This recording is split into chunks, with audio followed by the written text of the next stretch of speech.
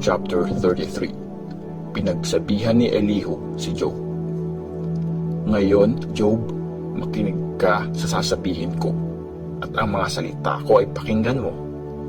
Ready na ako magsalita, kating-kati na ang aking dila.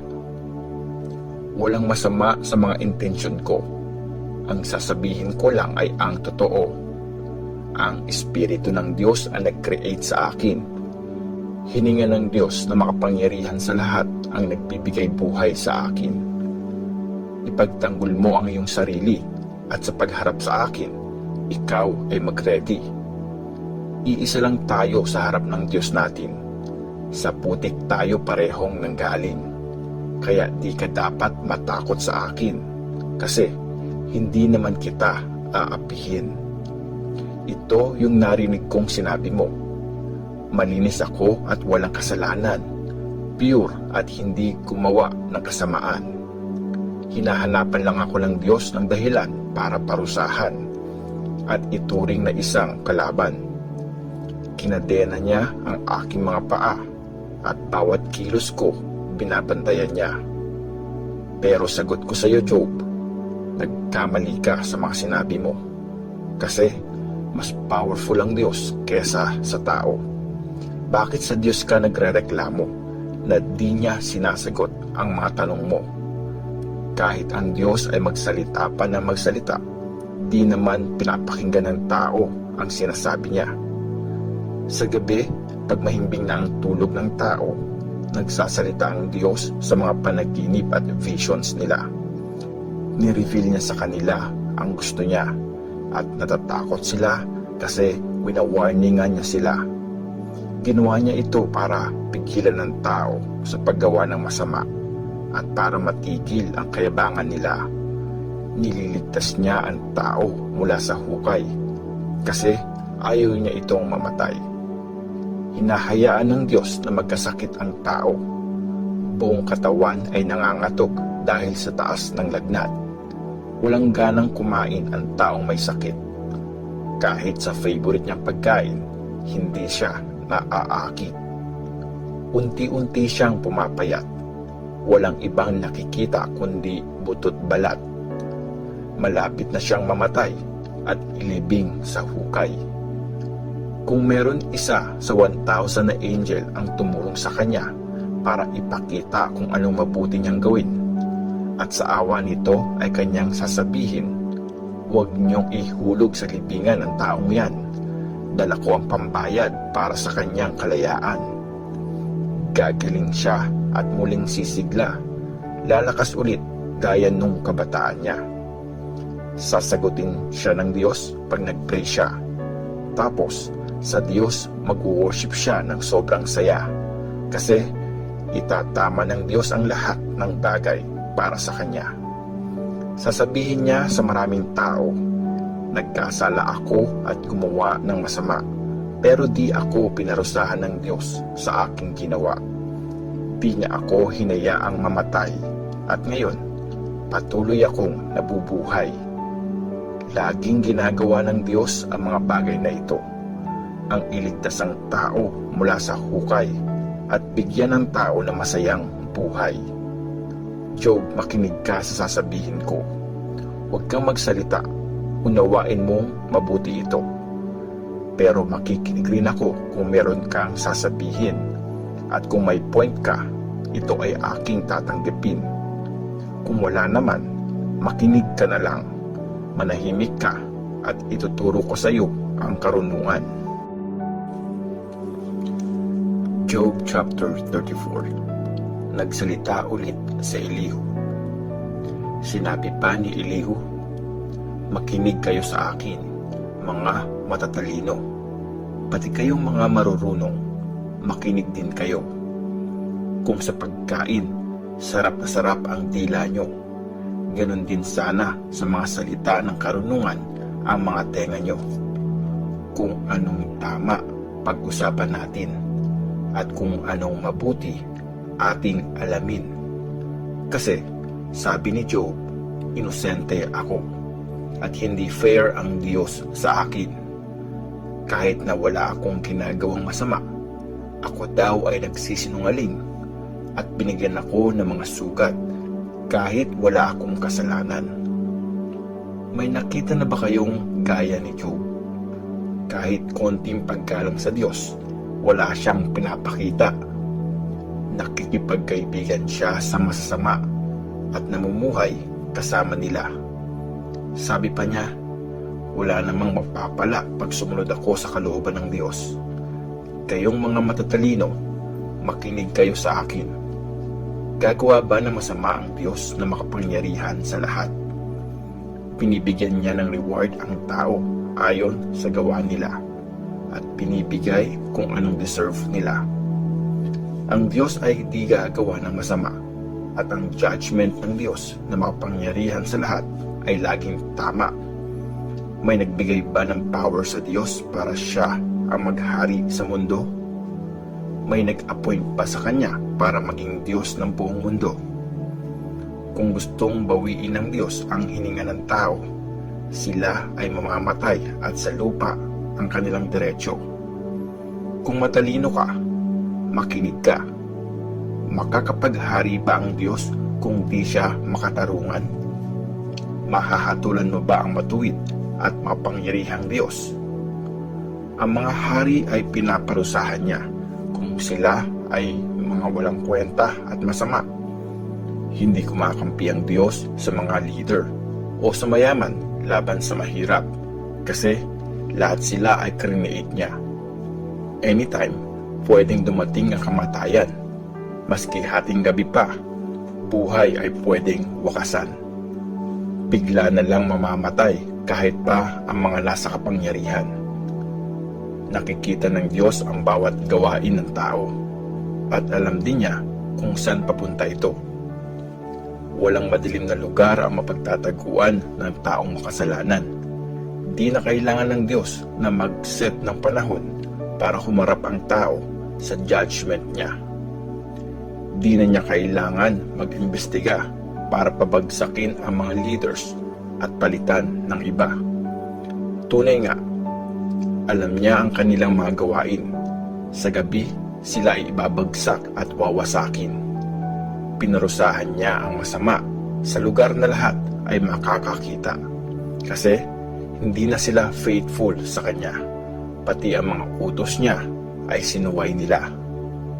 Ang pasakit nila ang dahilan kaya lumapit sa Diyos ang mga dukha at ang hinaing ng mga inaapi pinakinggan niya. Pag ang Diyos ay nanahimik, may makakapuna ba sa kanya? Kung magtatago siya, may makakakita ba sa kanya? Hindi na maghahari ang masama at ang taong bayan ay hindi na nila madadaya. Job, sa Diyos ba ay nag-confess ka na at nagpa-promise na di na muling magkakasala? Hiniling mo rin ba na ang iyong mga mali ay ipakita at nangako na ititigil ang paggawa ng masama? Since ayaw mong tanggapin ang ginagawa ng Diyos, nag-e-expect ka ba na gagawin niya ang gusto mo? Ikaw mismo ang magdi-decide at hindi ako. Kaya sabihin mo na lahat ng nalalaman mo. Sasabihin sa akin ng mga taong may pangunawa at ang matatalino ay magsasabi din ng ganito.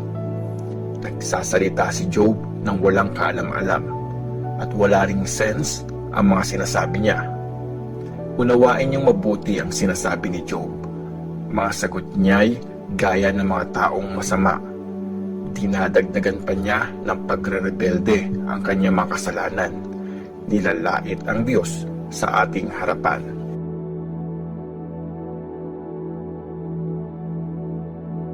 Job chapter 35. Nagsalita pa si Elihu. Sa tingin mo ba tama ang iyong sinasabing sa mata ng Diyos ako ay inosente?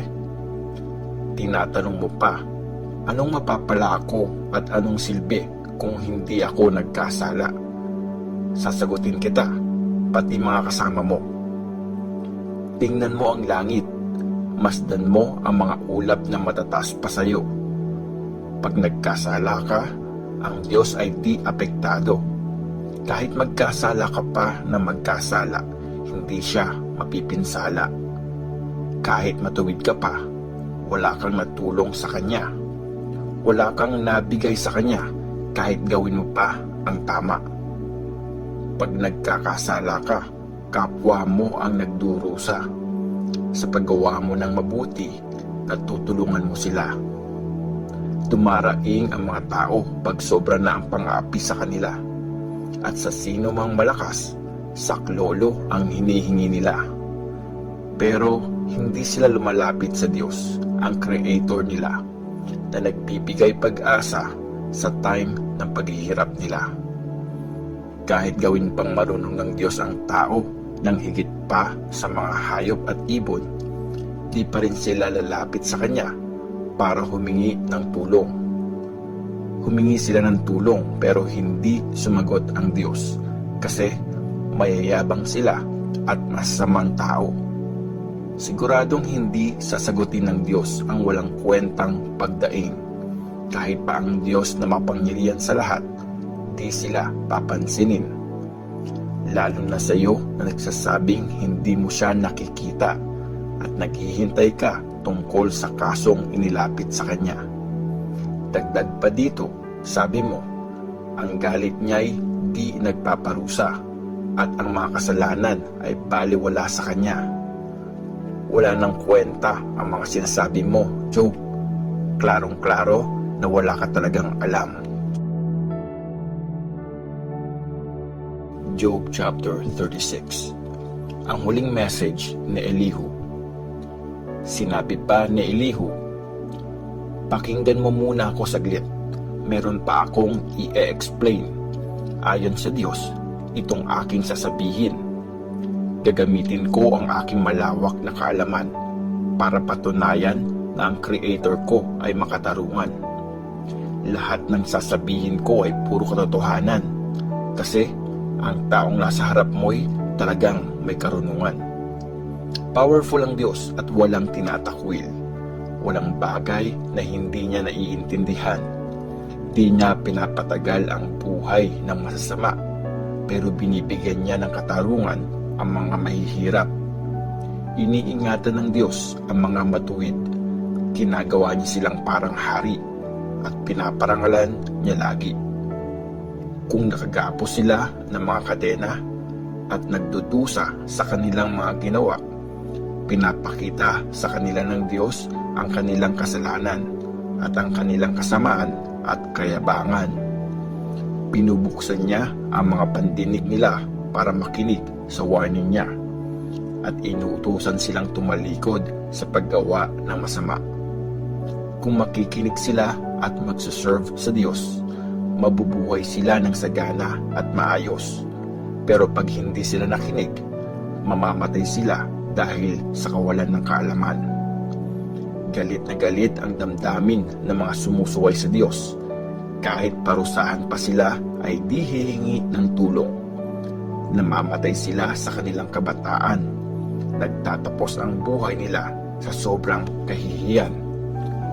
Pinapahirapan ng Diyos ang tao para turuan at pinagdurusa niya para ang isip nila'y mabuksan. Inalis ka ng Diyos sa kahirapan, binigyan ka niya ng kasaganahan at pinuno ng pagkain ang iyong hapagkainan. Pero ngayon, ikaw ang pinarusahan imbes na ang masasama. Ang hatol at katarungang nararapat sa iyo binigay.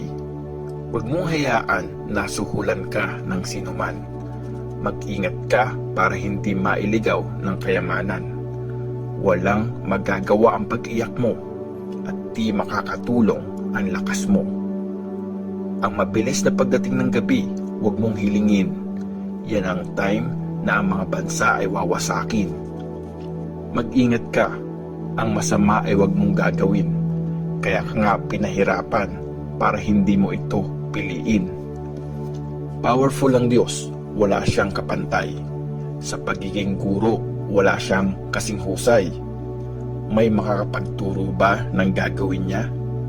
At may makakapagsabi ba na masama ang ginagawa niya? Huwag mong kalimutang purihin ang kanyang mga gawa, gaya ng mga taong umaawit ng papuri sa kanya. Ang mga ginawa niya ay nakikita ng bawat tao. Kita ito kahit pa ng mga nasa malalayo. Ang kadakilaan ng Diyos di natin lubos maunawaan, at ang kanyang mga taon ay di rin natin mabilang.